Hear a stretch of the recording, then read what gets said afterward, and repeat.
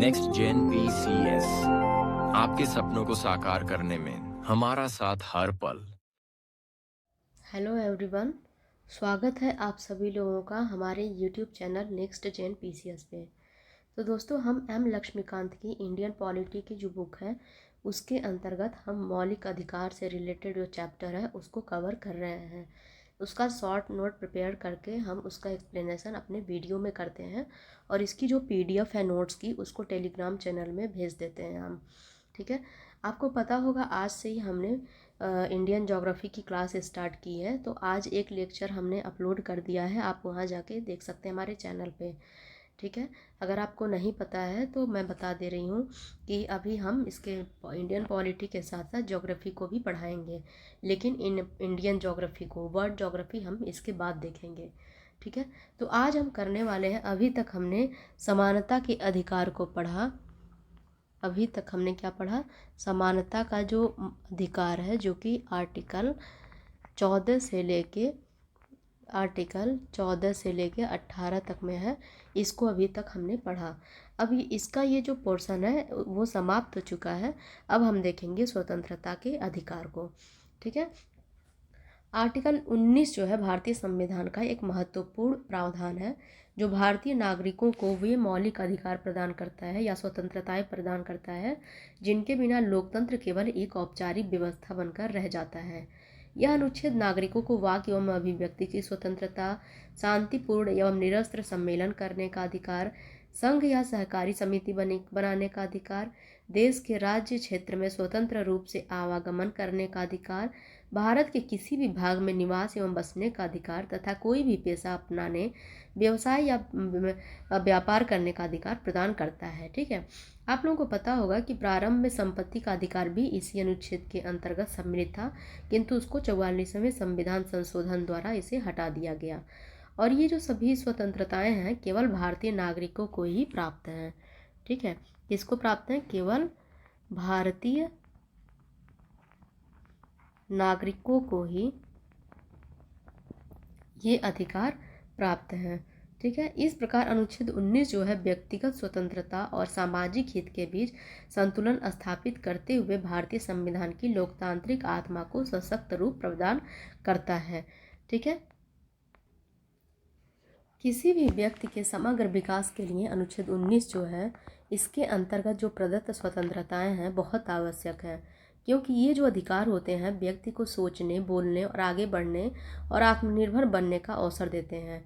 उदाहरण के लिए मान लीजिए वाक एवं अभिव्यक्ति की जो स्वतंत्रता है व्यक्ति को अपने विचार खुलकर व्यक्त करने, प्रश्न पूछने और नई सोच विकसित करने में मदद करती है।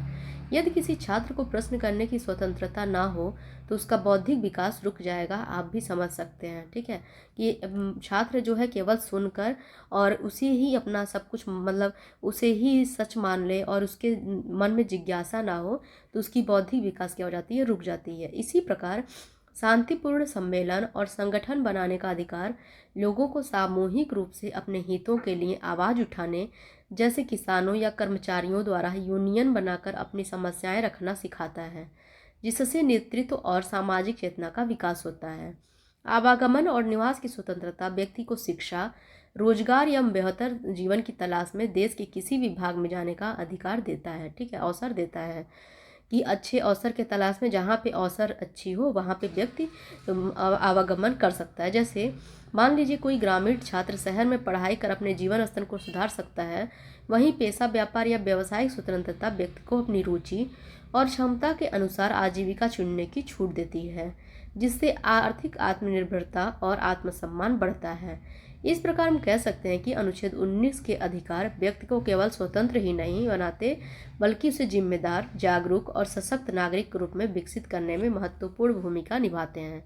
ठीक है, ये तो रहा हमारा परिचय था कि जो मैं अभी तक आप लोगों को आर्टिकल 19 से इंट्रोड्यूस करवा रही थी। चलिए अब देखते हैं हम आर्टिकल 19 को डिटेल में हम देखेंगे और इसको समझेंगे। ठीक है, आर्टिकल 19 जो है सभी नागरिकों को 6 मौलिक अधिकार जो है उसकी गारंटी देता है। ठीक है, 6 स्वतंत्रताओं की गारंटी देता है। पहला है वाक एवं अभिव्यक्ति की स्वतंत्रता, दूसरा शांतिपूर्ण एवं निरस्त्र सम्मेलन की स्वतंत्रता, तीसरा है संघ एवं सहकारी समितियां बनाने की अधिकार। और चौथा है भारत में स्वतंत्र आवागमन, मतलब कहीं पे रोक टोक ना हो। पांचवा है निवास एवं बसने का अधिकार, ठीक है। और छठा है हमारा पेशा, व्यापार या व्यवसाय का अधिकार। इन सभी के लिए व्यक्ति क्या है, स्वतंत्र है, ठीक है। पहले इसमें क्या था, संपत्ति को अधिकार को भी मौलिक अधिकार बनाया गया था, ठीक है। लेकिन संपत्ति को खरीदने, अधिग्रहण करने या बेच देने के अधिकार को 1978 में 44वें संविधान संशोधन द्वारा क्या कर दिया गया, समाप्त कर दिया गया, ठीक है। इसमें क्या था, संपत्ति को खरीदना, अधिग्रहण करना या बेचना, अधिग्रहण करना या बेचना, ठीक है। पहले ये क्या था, मौलिक अधिकार था, लेकिन 1978 में 44वें संविधान संशोधन द्वारा इसको क्या कर दिया गया, समाप्त कर दिया गया। अगर एग्जाम में पूछे कि संपत्ति के अधिकार को कौन से संविधान संशोधन द्वारा समाप्त कर दिया गया, तो आपको पता रहना चाहिए 44वें संविधान संशोधन द्वारा। अब जो आर्टिकल 19 है किसके लिए है, व्यक्ति के मतलब भारतीयों के लिए है या विदेशियों के लिए है, किसके लिए है, ठीक है।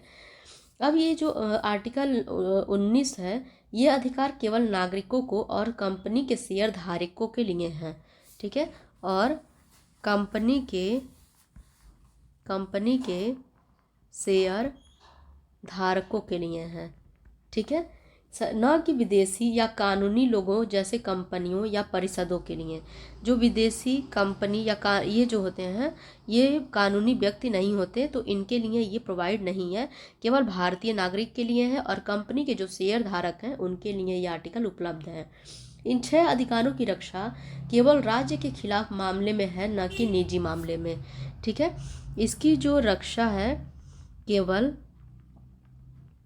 राज्य के खिलाफ मामले में है, ठीक है, ना कि निजी मामले में, ठीक है। राज्य इन 6 अधिकारों पर अनुच्छेद 19 में उल्लिखित आधारों पर उचित प्रतिबंध लगा सकता है। अगर राज्य को समझ में आता है तो इस पे उचित प्रतिबंध भी लगा सकता है। अब चलिए ये जो 6 मौलिक अधिकार हैं इसको हम बारी बारी से समझेंगे एक एक करके। तो जो 6 मौलिक अधिकार हैं उसमें से हमारा पहला है वाक एवं अभिव्यक्ति की स्वतंत्रता, जिसका उल्लेख आर्टिकल 19 के एक क्लॉज 1 में ए में की गई है, ठीक है। समझ में आ गया। चलिए, ये जो होता है ये प्रत्येक नागरिक को अभिव्यक्ति दर्शाने, मत देने, विश्वास एवं अभियोग लगाने की प्रक्रिया, मौखिक, लिखित, छिपे हुए मामलों पर स्वतंत्रता देता है। उच्चतम न्यायालय ने वाक एवं अभिव्यक्ति की स्वतंत्रता में को निम्नलिखित सम्मिलित किया है, ठीक है। सुप्रीम कोर्ट ने इस स्वतंत्रता के अंतर्गत ये निम्नलिखित को सम्मिलित किया है। पहला जो है, अपने या किसी अन्य के विचारों को प्रसारित करने का अधिकार, ठीक है। कोई भी व्यक्ति है, मैं ही हूँ, मान लीजिए कि मेरे कुछ विचार हैं, तो उस पर रोक टोक नहीं है, मैं उसका प्रसार कर सकती हूँ। प्रेस की स्वतंत्रता, व्यवसायिक विज्ञापन, मतलब कोई एडवर्टाइजमेंट कि कहीं पे कोई जॉब निकली है या किसी को कुछ कॉमर्शियल पर्पस से कुछ बेचना खरीदना है, उसको व्यवसायिक विज्ञापन बोलते हैं। फोन टैपिंग के विरुद्ध अधिकार, ठीक है, फोन टैपिंग नहीं हो सकता। प्रसारित करने का अधिकार, अर्थात सरकार का इलेक्ट्रॉनिक मीडिया पर एकाधिकार नहीं है, ठीक है। सरकार का जो है इलेक्ट्रॉनिक मीडिया पर एकाधिकार नहीं है, ठीक है। उसके बाद से राजनीतिक बंद के विरुद्ध अधिकार, मतलब कहने का यह है किसी राजनीतिक दल या संगठन द्वारा आयोजित बंद के खिलाफ अधिकार। आगे देखते हैं, आगे है सरकारी गतिविधियों की जानकारी का अधिकार, मतलब सरकारी क्या क्या कार्य हो रहे हैं उसकी जानकारी हमें लेने का अधिकार है। उसके बाद सरकारी गतिविधियों जानकारी, उसके बाद से शांति का अधिकार, ठीक है, कि शांति बनाए रखना या शांत माहौल रखना हर किसी का अधिकार है। उसके बाद किसी अखबार पर पूर्व प्रतिबंध के विरुद्ध अधिकार, ठीक है।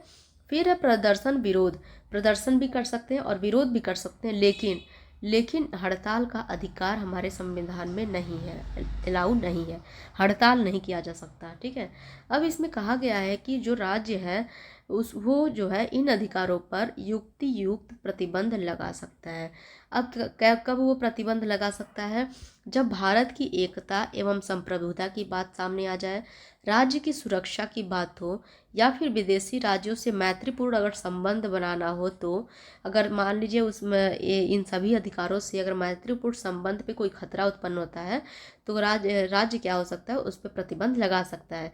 सार्वजनिक व्यवस्था को शांतिपूर्ण बनाए रखने के लिए भी प्रतिबंध लगाया जा सकता है। नैतिकता की स्थापना के लिए भी किसी ने न्यायालय की अवमानना या मानहानि की तो भी प्रतिबंध लगाया जा सकता है। और अगर कोई किसी अपराध में संलिप्त पाया जाता है तो भी इन अधिकारों पर प्रतिबंध लगाया जा सकता है। ठीक है, तो ये रहा आर्टिकल 19 के जो पहला अधिकार है वो।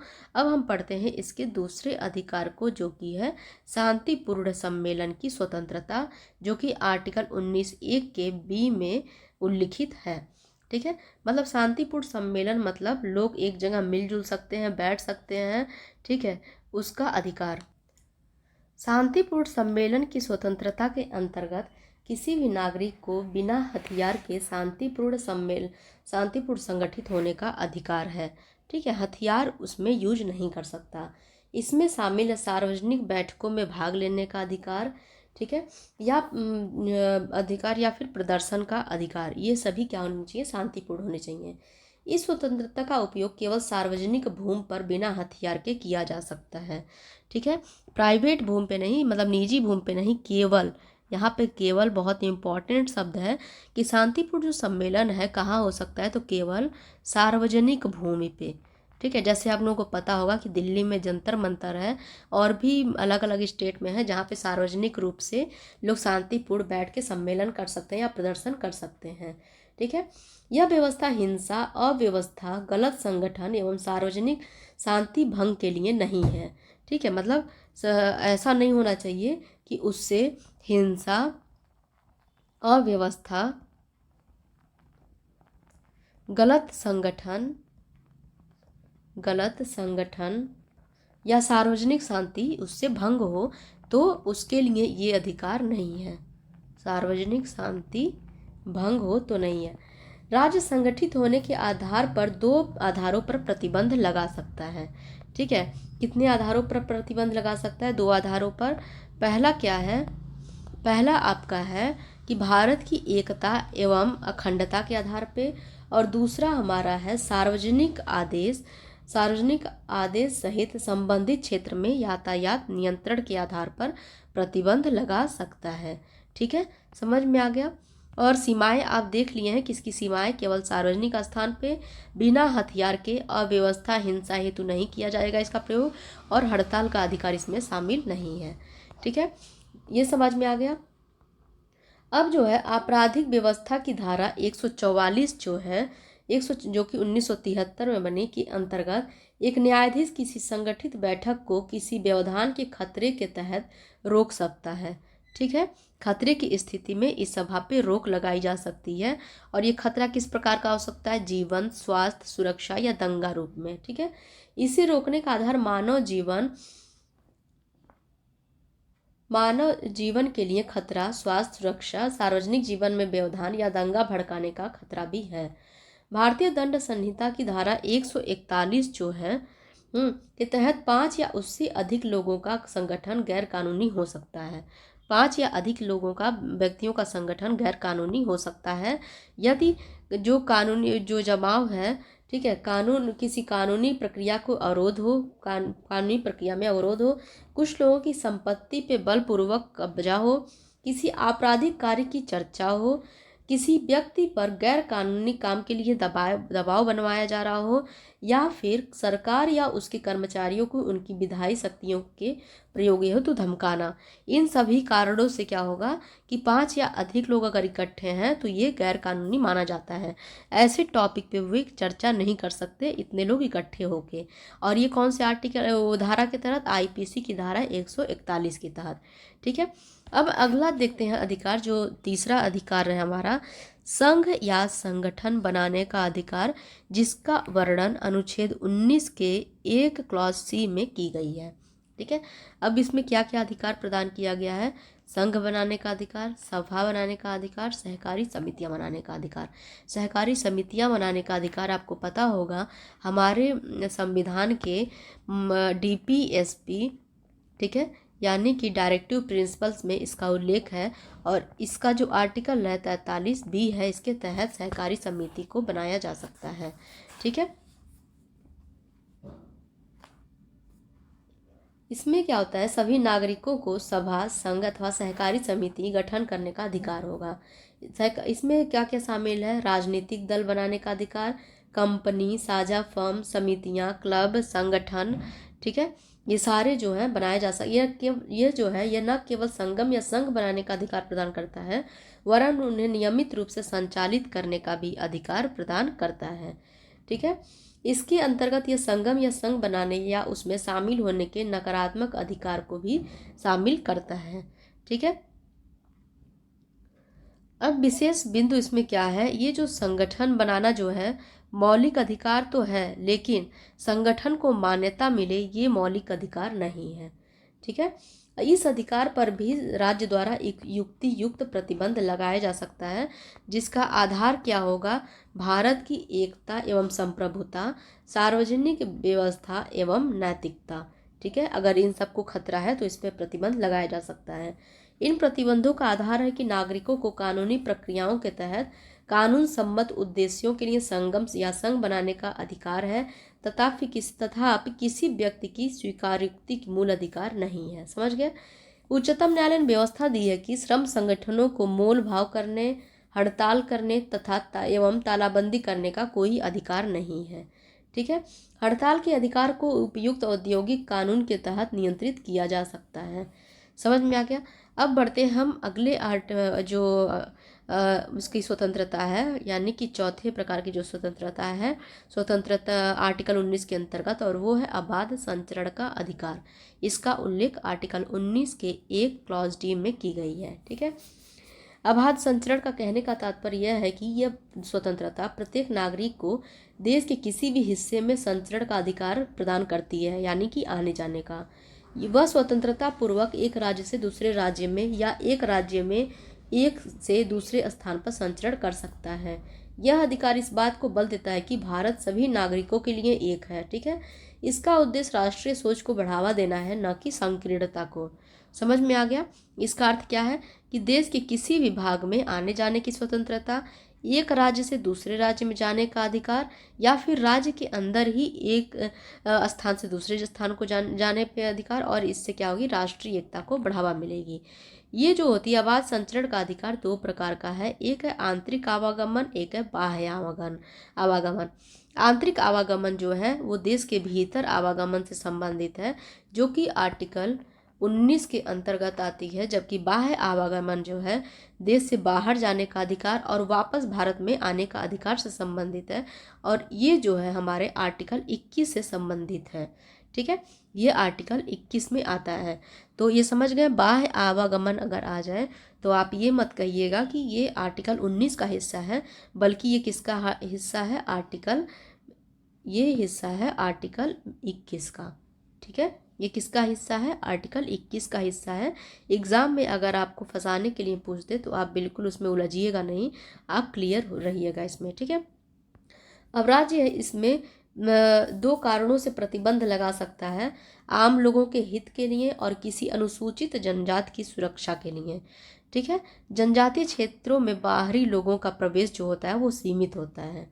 ठीक है, जनजातीय क्षेत्र में बाहरी लोगों के प्रवेश को उनकी विशेष संस्कृति, भाषा, रिवाज और जनजातीय प्रावधानों के तहत प्रतिबंधित किया जा सकता है, ताकि उनका शोषण ना किया जा सके।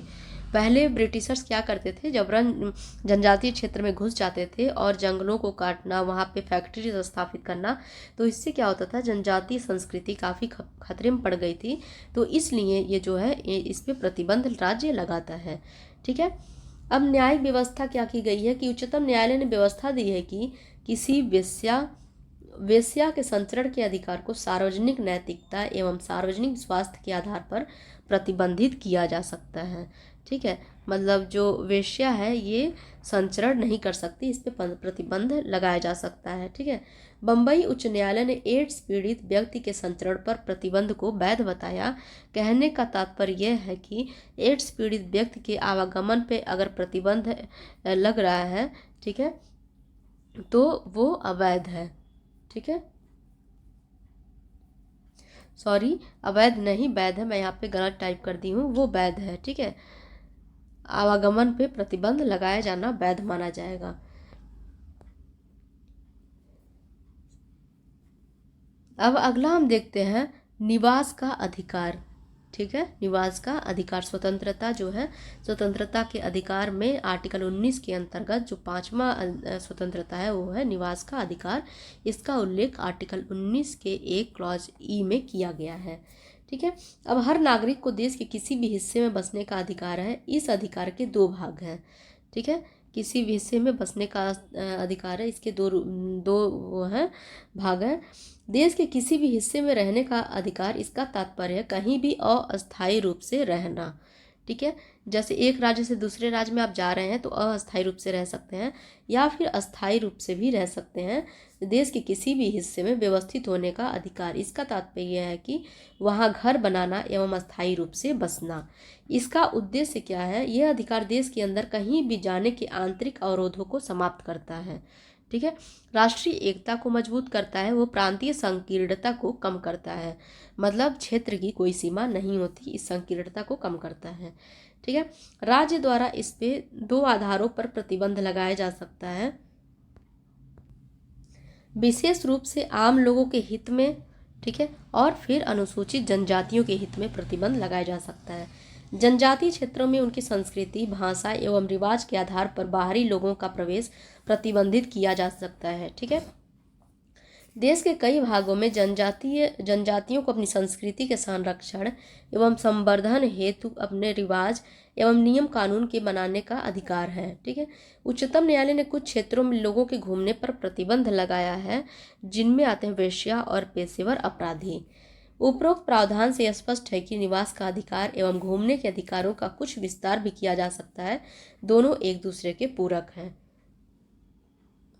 अब देखते हैं अगली स्वतंत्रता को, वो है व्यवसाय, व्यापार और पेशे की स्वतंत्रता। इसका उल्लेख आर्टिकल 19(1) के क्लॉज जी में की गई है। ठीक है, अब इसमें क्या कहा गया है? सभी नागरिकों को किसी भी व्यवसाय को करने, पेशा अपनाने एवं व्यापार शुरू करने का अधिकार दिया गया है। यह अधिकार बहुत विस्तृत है क्योंकि यह जीवन निर्वहन हेतु आय से संबंधित है। राज्य सार्वजनिक हित में इनके प्रयोग पर युक्तियुक्त प्रतिबंध लगा सकता है। इसके अतिरिक्त राज्य को यह अधिकार है कि वह किसी पेशे या व्यवसाय के लिए पेशेगत या तकनीकी योग्यता को जरूरी ठहरा सकता है कि क्या, मतलब कि कोई पेशा अगर करना है तो उसके लिए क्या तकनीकी योग्यता होगी, या मतलब उसको जरूरी ठहरा सकता है, या फिर किसी व्यापार, व्यवसाय, उद्योग या सेवा को पूर्ण या आंशिक रूप से स्वयं जारी रख सकता है। ठीक है, ये किसका अधिकार होगा? राज्य का अधिकार होगा। ठीक है, इस प्रकार जब राज्य किसी व्यापार, व्यवसाय, उद्योग पर अपना एकाधिकार जताता है तो प्रतियोगिता में आने वाले व्यक्तियों या राज्यों के लिए अपने एकाधिकार को न्यायोचित ठहराने की कोई आवश्यकता नहीं होती। ठीक है, अब इस पे क्या है? राज्य द्वारा प्रतिबंध लगाए जा सकते हैं, जैसे कि योग्यता निर्धारित कर दे या फिर राज्य किसी चीज़ पे, किसी व्यवसाय पे एकाधिकार स्थापित कर ले। लेकिन इस अधिकार में कोई अनैतिक कृत्य शामिल नहीं है, जैसे महिलाओं एवं बच्चों का दुरुपयोग या खतरनाक, हानिकारक औषधियों या विस्फोटक आदि का व्यवसाय, या फिर राज्य द्वारा इन पर पूर्णतः प्रतिबंध लगा सकती है या इनके संचालन के लिए लाइसेंस की अनिवार्यता भी कर सकती है। ऐसा नहीं हो कि एकदम फ्री है, कुछ भी स्टार्ट कर लें। राज्य इनके लिए लाइसेंस की भी व्यवस्था कर सकती है कि आप लाइसेंस लीजिए, फिर आप इस व्यवसाय को शुरू कर सकते हैं। ठीक है, समझ में आ गया? ये था आर्टिकल 19। अब कल की हम क्लास में करेंगे आर्टिकल 20 और 21। ठीक है, या फिर जितना पॉसिबल होगा उतना हम करेंगे। तो ये क्लास यहीं पे समाप्त होती है। प्लीज़ आप लोग नोट्स बनाते रहिए। ठीक है, नोट्स बनाएंगे तो उसे याद करने में भी आसानी होगी। और प्लीज़ कमेंट ज़रूर किया कीजिए और लाइक भी किया कीजिए। कमेंट में आप लोग बताइए आपको क्लास कैसी लग रही है, जैसा भी है अपना ऑनेस्ट रिव्यू दीजिए। ठीक है, मतलब सच्चाई से बताइए, अच्छी है या क्या कमी है, क्या अच्छाई है, आप लोग बताइए, ताकि मैं मोटिवेट भी रहूं और अगर कुछ कमी है तो मैं उसमें सुधार भी कर सकूं। बिना आपके सहयोग के मैं आगे ऐसे बढ़ाना थोड़ा बोरिंग हो जाएगा मेरे लिए। एक तरफ से कन्वर्सेशन जो होता है वो बोरिंग होने लगता है। तो मिलते हैं अगली क्लास में, तब तक के लिए धन्यवाद।